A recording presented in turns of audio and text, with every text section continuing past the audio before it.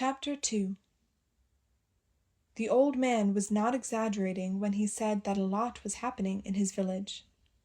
Many factors had combined to make the village of Cholema Mimidi a unique place. It was not a village in the usual meaning of being composed of large tribal or family groupings. Cholema Mimidi consisted of individuals who had fled there to escape the tragedies of life. Its name, too, marked it out from other villages, which were named after important chiefs or important events. Cholema Mimidi acquired its name from the occupation the villagers followed, which was crop growing. It was one of the very few areas in the country where people were permanently settled on the land. Normally, in other parts of the country, whole families would migrate in November to their lands on the outskirts of the villages to help with the plowing and planting, returning to their villages in late January and leaving the June harvest to the women and children. Although people on the whole had to live off crops, they paid little attention to the land. The pivot of their lives was the villages. Not so with the people of Cholema Mimidi. Necessity, even in some cases rejection and dispossession in previous circumstances, had forced them to make the land the central part of their existence. Unlike the migratory villagers who set up crude, ramshackle buildings on the edge of their lands, they built the large, wide, neatly thatched huts of permanent residence. They also had the best cultivated land and kept a constant watch on the thorn bushes which sprang up in every conceivable place like weeds. True enough, the villagers did not differ so greatly from everyone else in their way of life. The men attended to the cattle business and helped with the plowing, while the women were the agriculturalists or tillers of the earth. Like everyone else, they fenced their land with the thorn bushes and supplemented their income with wood carvings and basket-making. A few, like Micaiah's new-found companion, the old man, Dino Rego, was skilled in the dye-fate trade, that is, the making of mats and blankets from the skins of wild animals. Over a period of 14 years, Cholema Mimidi had acquired a population of 400 people, and their permanent settlement there gave rise to small administrative problems. Due to this, a paramount chief named Sekoto had recognized it as a ward of his territory, and for administrator had appointed his troublesome and unpopular younger brother Matenge as sub-chief of the village. The appointment took place in the 6th year of settlement, and although the residents politely addressed their sub-chief as chief, what had made Matenge unpopular in his brother's household, an overwhelming avariceness and unpleasant personality, soon made him intensely disliked by the villagers, who were, after all, a wayward lot of misfits. Thus, appeal cases from Cholema Mimidi were forever appearing on the court roll of the paramount chief. Appeals against banishment, appeals against sentences for using threatening and insulting language to a sub-chief, and appeals against appropriation of property by the sub-chief. Knowing his brother well enough, the least the paramount chief could do was always side with the appellants, and after a threat or two, the devil that drove Matenge would quickly subside, only to awaken its clamoring and howling a few months later. One day, a strange, massively built, blue-eyed young man walked into the paramount chief's office. He introduced himself as Gilbert Balfour, and explained that he was but recently from England, and had visited the country 3 years previously on a student's travel grant, and that to this visit he owed his choice of career: to assist in agricultural development and improve techniques of food production. The country presented overwhelming challenges, he said, not only because the rainfall was poor, but because the majority of people engaged in subsistence farming were using primitive techniques that ruined the land. All this had excited his interest. He had returned to England, taken a diploma in agriculture, and now had returned to Botswana to place his knowledge at the service of the country. Then, for almost an hour, he eagerly outlined a number of grand schemes, foremost of which was the role cooperatives could play in improving production and raising the standard of living. The paramount chief listened to it all with concealed alarm, though throughout the interview a smile of pleasant interest was on his face. Of course he was widely known as a good chief, which is the way people usually refer to paramount chiefs. He attended all the funerals of the poor in the village, even accepted responsibility to bury those who were too poor to bury themselves, and had built a school here and a reservoir there. But because he was a chief, he lived off the slave labor of the poor. His lands were plowed free of charge by the poor, and he was washed, bathed, and fed by the poor, in return for which he handed out old clothes and maize rations. And to a man like this Gilbert Balfour came along and spent an hour outlining plans to uplift the poor. Most alarming of all, the Englishman had behind him the backing of a number of voluntary organizations that were prepared to finance his schemes at no cost to the country.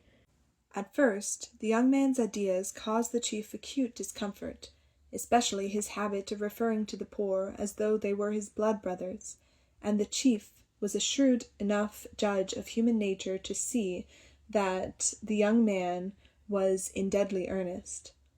But halfway through the interview, a beaming smile lit up on the chief's face. He would put this disturbing young man in Hulemamimidi, and if he could survive a year or more in the bedlam his brother Matenge would raise, that would be more than proof of his sincerity. One thing he was sure of: either the young man would be completely destroyed, or he would completely destroy his brother, and he wanted his brother destroyed for all the family feuds and intrigues he had instigated. Towards the end of the interview, he allocated a 250-acre plot for an experimental farm and 7,000-acre plot for a cattle ranch. It was about all this that the old man talked to Micaiah on their hour-and-a-half walk to the village of Hulemamimidi. The village had no post office, and Dino Rego had come to the railway village to take out some of his savings and purchase provisions that he could not buy in his village. When he had bought everything he needed, he put the provisions into a flour bag and slung it over his shoulder. The road they took ran parallel with the railway line, and once again it was just the thorn bush on either side and the blue sky. Micaiah noticed that the old man had an odd way of walking. It was a quick shuffle, a propelled shuffle, as though a small private windstorm was pushing him from behind, and his speech, too, had the odd propelled quality of his walk. "It's not right," said Dinarego. "A well-educated man should not be stranded in our country. But you will find that things happen slowly here. They say this is a country where people ought not to live, and it is true. Botswana people often go without food and water, and so do their cattle. Cattle are grazed where a bit of grass grows, but water may only be found 10 miles away. Life is like this. You graze cattle here one day, the next you take them on a long search for water.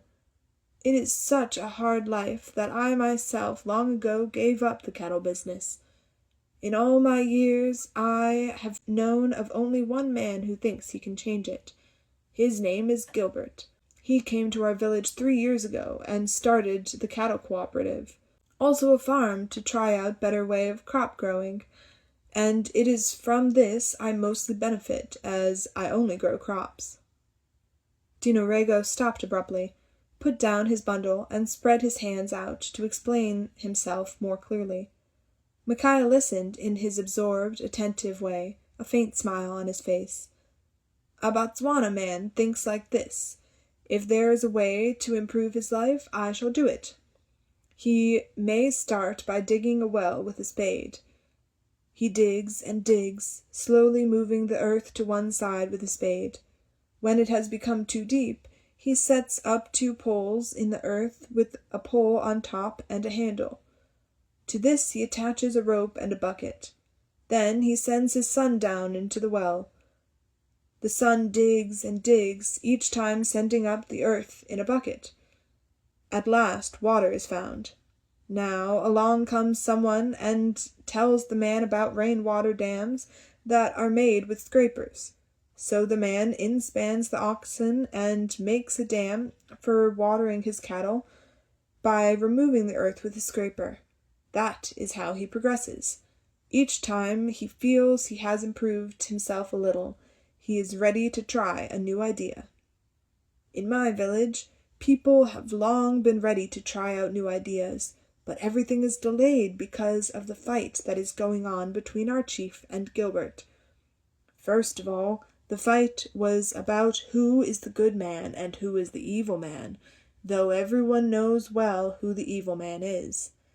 In spite of this, many secret things were done to damage and delay the starting of the farm and cattle cooperative. Last year, the secrets all came out into the open in the battle over Pelotona, the permit man. It is the rule that a permit must be written out for every beast that is sold. Before Gilbert came, Pelotona used to work for the chief because he was the big cattle speculator in the village. A cattle speculator works like this. A man brings his beast to him, which he looks over and then says, "Oh, I shall pay you 6 pounds for the beast." But in his heart he knows he will get 16 or 20 pounds for the same beast at the abattoir.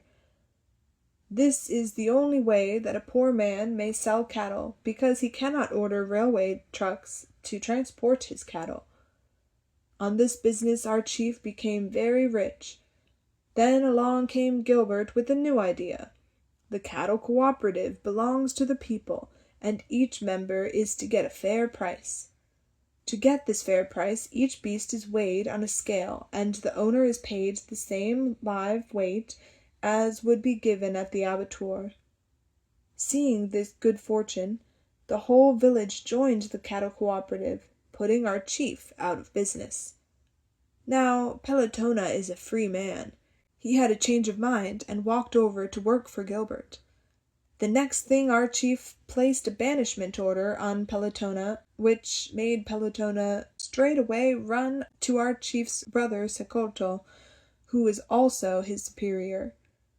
The chief's brother came over and said, "You need not think because you are my relative that you can do whatever you like." People were also much surprised to see a white woman come over from England and say in a very loud voice, "Pelotona stays right here. We are paying his salary." All this commotion over a poor and humble man like Pelotona. There was a short silence.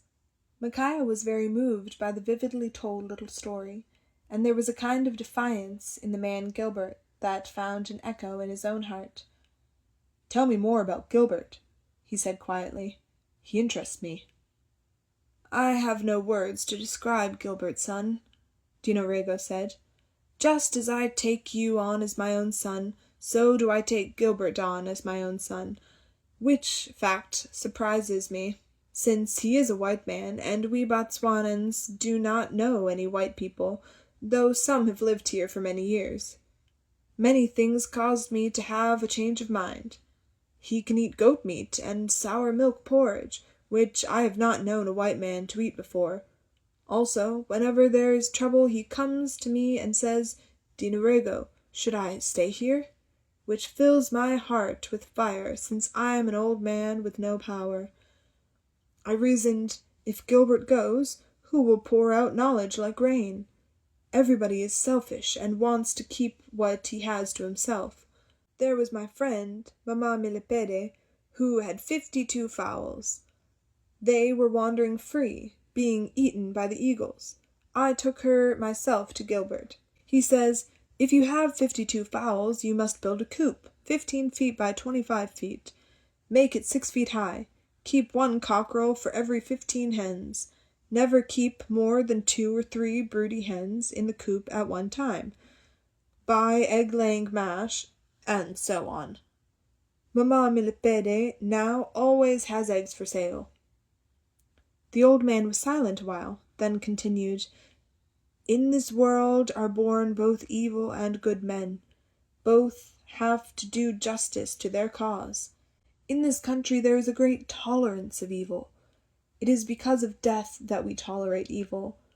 All meet death in the end, and because of death we make allowance for evil, though we do not like it." "I might like it here," Micaiah said wistfully.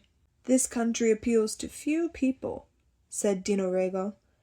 "There is too much loneliness. I stay alone with my youngest child. Her name is Maria. She likes all things modern.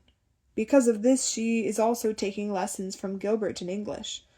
One day she was looking at pictures in a book which Gilbert gave her. There was a kitchen with shelves, so she carved the shelves in the mud wall. Then, too, she cooks goat meat with curry powder, and this improves its taste. Now all the women round about have shelves in their kitchens and cook the meat with curry powder."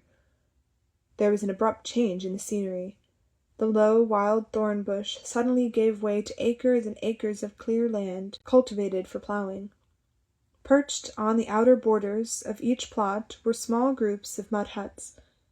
At a railway siding, they crossed over the line and walked along a wide path that had been scraped by a bulldozer.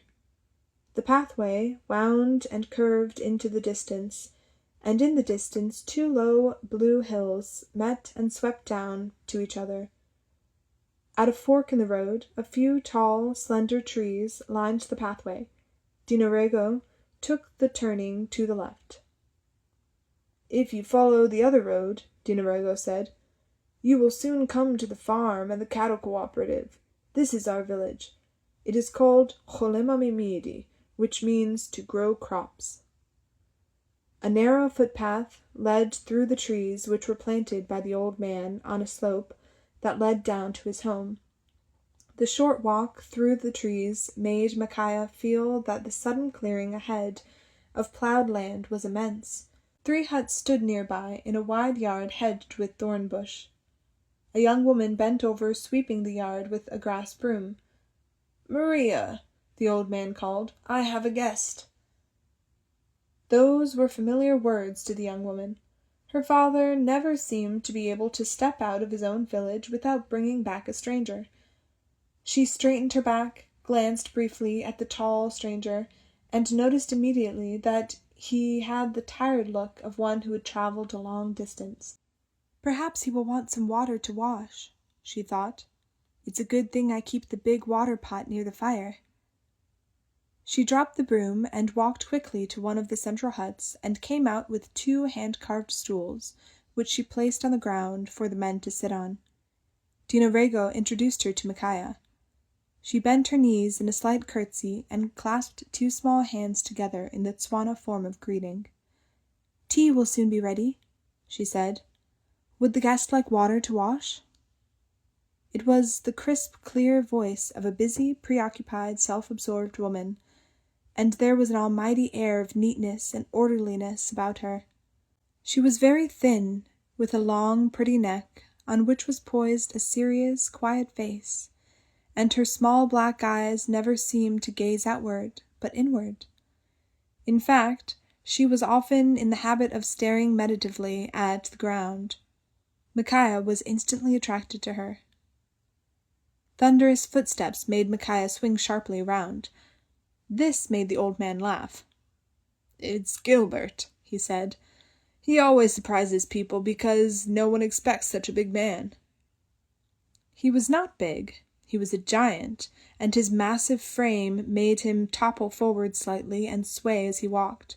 He never wore much, except short khaki pants and great hobnailed boots, and because of this, the sun had burned him a dark brown hue, and this, in turn, accentuated the light blue coloring of his eyes, so that they glittered.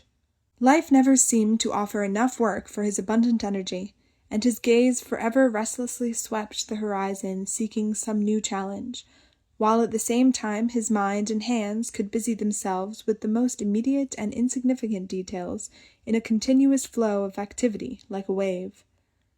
Thus, having already included Micaiah and Dino Rego in his horizon, he walked straight into the central hut, said something that made Maria laugh, and came out almost immediately with a stool and a tea tray. "Dino Rego," he said pleasantly, Why did you not tell me you were going into town? I could have given you a lift, as I wanted to go in too and buy a new mantle for my lamp." "It's a good thing I did not ask for a lift, Gilbert," the old man said. "Today I was meant to acquire a new son. His name is Micaiah." Gilbert held out his hand and smiled widely, easily. "Hello, Mac—" He stumbled as he did not really grasp the sound of it. "It's just a tribal name," Micaiah said, smiling at his embarrassment. "You can call me Mac if you like." The words, "It's just a tribal name," caused an instant pause in the activity of the wave. To Gilbert, it was the first real hand clasp that he had experienced in the loneliness in which he found himself in tribal Africa. He stared at Micaiah, taking in the quiet, wryly amused expression and the air of lonely self-containment. "Are you a stranger to this country?" he asked. "Yes," Micaiah said, then added, "I also ought to be passing through because I'm a refugee." "To where?" Gilbert asked. "I don't know yet," Micaiah said. Gilbert said nothing, yet the expression on his face went blank in the way it always did when someone aroused sympathy in him. Maria came up and said very formally to Micaiah, "Sir, the water for your wash is ready." Micaiah picked up his bag and followed her to one of the huts. Gilbert turned to Dinarego and said, "He's quite a strange fellow." "Not only that, Gilbert," the old man said quickly. "He has some wonderful ideas. When I first met him, he said, 'A man comes to the crossroads. The one road leads to fame and the other to peace of mind. Is there peace of mind for a man like me?' And I straightway thought, this is the man my son Gilbert has been looking for to help him with his work. Since he is a well-educated man, perhaps they can have some understanding. What do you think?" He blinked innocently at Gilbert. Gilbert kept quiet for a moment, then said decisively, "I'll invite him to have supper with me." Gilbert gazed thoughtfully into the distance. The quietly amused words, "It's just a tribal name," kept on recurring to him. He needed, more than anything, someone with the necessary mental and emotional alienation from tribalism to help him accomplish what he had in mind. 3 years of uphill battling had already made clear to him his own limitations in putting his ideas across to people, and he had also learned that change, if it was to take place at all, would in some way have to follow the natural course of people's lives, rather than impose itself in a sudden and dramatic way from on top. He hadn't the kind of personality that could handle people, because everything in him was submerged to the work he was doing. He lacked sympathy, patience, and understanding, and there was also these weird conflicts he had had with Matenge that had kept him lying awake at night. There seemed to be no escape from the man, but what had contributed more than anything else to those sleepless nights was his own inability to understand the workings of an extremely cunning and evil mind, a mind so profoundly clever as to make the innocent believe that they were responsible for the evil. As soon as Micaiah emerged from the hut, Gilbert stood up and said abruptly, "Would you care to have supper with me? I'd like to talk to you." Gilbert led the way out of the yard, up the slope and through the trees. A flock of goats suddenly appeared, herded home by a small boy. The sun had already set, and as though they knew this, the goats flicked their tails briskly and rolled anxious yellow eyes at the 2 men watching them, as much as to say, "We are late, but one day we will stop and talk." The small boy waved, walking in the same manner as the briskly trotting goats. As though he had understood goat talk, Gilbert laughed happily. He said to Micaiah, "Botswana goats amaze me. They just walk about eating all this dry paper and bits of rubble, and then turn it into meat and milk." They walked on, and soon came to the wide pathway which forked with a turning to the left and one to the right. Gilbert took the one to the right, and they arrived at a big gate, roughly made of tautly strung barbed wire. Gilbert lifted the wire latch and swung the gate open, and then closed it again once Micaiah was inside. He raised one hand and said gaily, "This is Utopia, Mac. I've the greatest dreams about it." And all that Micaiah could see of Utopia in the dimming light was the outline of several mud huts. Near one of these was parked a Land Rover, and to this hut Gilbert walked. He pushed open the door and struck a match to light a lamp. The interior was simply furnished with a bed in one corner, a table, 2 chairs, and some boxes on which were strewn, in haphazard order, books and magazines. Micaiah sat down on one of the chairs while Gilbert pumped a paraffin stove, which stood on the floor in the corner of the hut.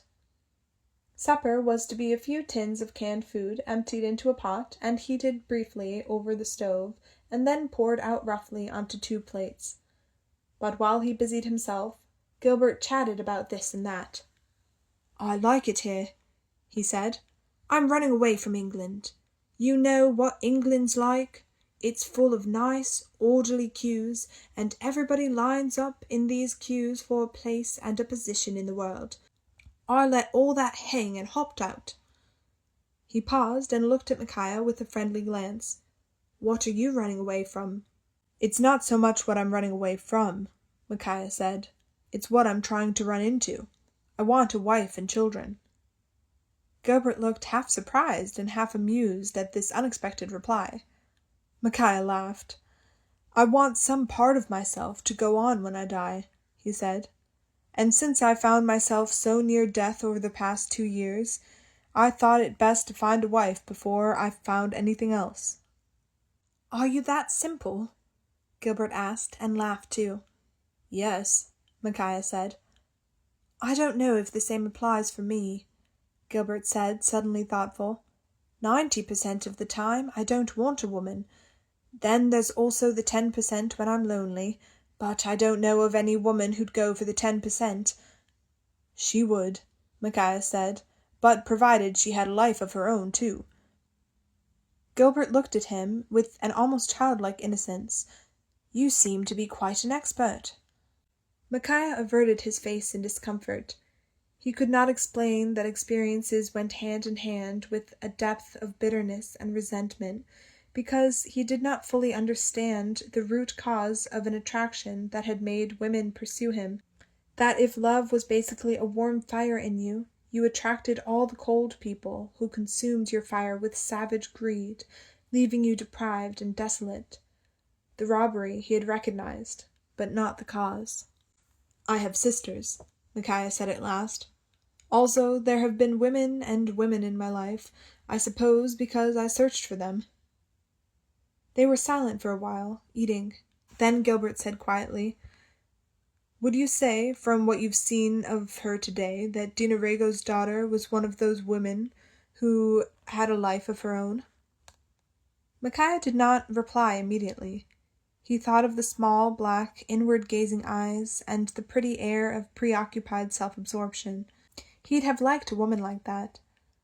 She might have so easily become a part of this inner harmony and peace he was striving for. But an instinct warned him to push the dream away from him. 3 years was a long time, and he was a stranger to it all. "Yes," he said slowly. "I'd say she's that kind of woman." Gilbert's eyes lit up with laughter. "She's hard to get," he said. "She makes all these little rules, and you can't budge from them. When I first came here, I asked her to marry me, and she said, 'I can't marry you, Gilbert, because I'm not an educated woman. You won't be happy with an uneducated woman.' So I said, 'All right, get educated then.' Now I'm sorry I ever said it, because I've been teaching her English in exchange for lessons in Tswana. All I've got out of it is an inferiority complex over my inability to grasp Tswana." This odd little confession warmed Micaiah's heart to the man. There might have been so many things that could have stood up as a barrier between a possible friendship, like Micaiah's background and his distrust and dislike of white people. Instead, he found himself confronted by a big man who allowed himself to be bullied by a small woman. They sat in companionable silence for a while. Then Gilbert stood up and cleared away the plates, and crouched down on one knee, pretending to fuss about putting them in a basin. He half turned and looked at Micaiah. "I could do with a friend around here," he said, slightly embarrassed. "Are you looking for a job?" "Yes," Micaiah said. "Tell me a bit about yourself. What work were you doing in South Africa?" "There's not much to tell," Micaiah said. "I worked for a newspaper in Johannesburg. It was the only sort of thing where black people could see their faces on the front page and read about their neighbors, but it was lurid. And since I went out on the stories, I could see that it was not so far from the truth, because people who are down in the hovels are lurid. The only thing is, it's a law of life that they rise up, but there are man-made laws to keep them down there. After a time, it begins to drive you crazy. You either drink too much, or you join underground sabotage movements which are riddled with spies. You keep a piece of paper in your pocket with a plan to blow something up, and you get thrown into jail for 2 years before you've blown anything up." "Do you still feel committed to all this?" Gilbert asked. "Wouldn't I have stayed if I had?" Micaiah said, half questioning himself. "I don't know. Nothing is quite clear to me." Gilbert stood up and swung around decisively. "Can you drive a car?" he asked. "Yes," Micaiah said. "Driving a tractor is much easier," he said. "Part of your job would be to learn tractor ploughing and the use of planters, harrows, and cultivators. The other half would be to teach women agriculture." Micaiah stared at him in amazement. "But I know nothing about agriculture," he protested. "I have the lectures," Gilbert said, almost impatiently. "I know what's needed, but I can't teach. I can't get my ideas across somehow, and not only because my grasp of Tswana is poor." He sat down on the chair and for almost an hour talked eagerly, the way he had with the paramount chief, only this time to a keenly attentive listener. He felt that he had stumbled on to one of the major blockages to agricultural progress in the country. The women were the traditional tillers of the earth, not the men. The women were the backbone of agriculture, while the men, on the whole, were cattle drovers. But when it came to programs for improved techniques in agriculture, soil cultivation, the use of pesticides and fertilizers, and the production of cash crops, the lecture rooms were open to men only. Why give training to a section of the population who may never use it, but continue to leave it to their wives to erode the soil by unsound agricultural practices? Why start talking about development and food production without taking into account who is really producing the food? At each turn he had been struck by the complexity of the structure. Cholemamimidi was, for most of the year, a village of women, with all the men away at the cattle posts. Dinarego was the only full-time male crop producer in the village. All the rest were women. What Gilbert had in mind was to bring the two, cattle production and crop production, together. The system of uncontrolled grazing far out in the bush, apart from ruining the land, was only producing low-grade beef. If cattle were brought to the crop-producing areas, they could be fed on the crop residues and grain surpluses, and this would raise the grade of the beef. There was a serious reason for finding urgent solutions. The country was on the grip of a severe drought, which had already lasted 5 years, and was becoming worse with each succeeding year. "Well, Mac, what do you think?" he said at last. Micaiah spread out his hands, helplessly. It was a whole new, astonishing world. "I think I'll accept the job," he said. "You can move in tonight," Gilbert said. He picked up the lamp and led the way to a nearby hut, which was furnished on the same lines as his own.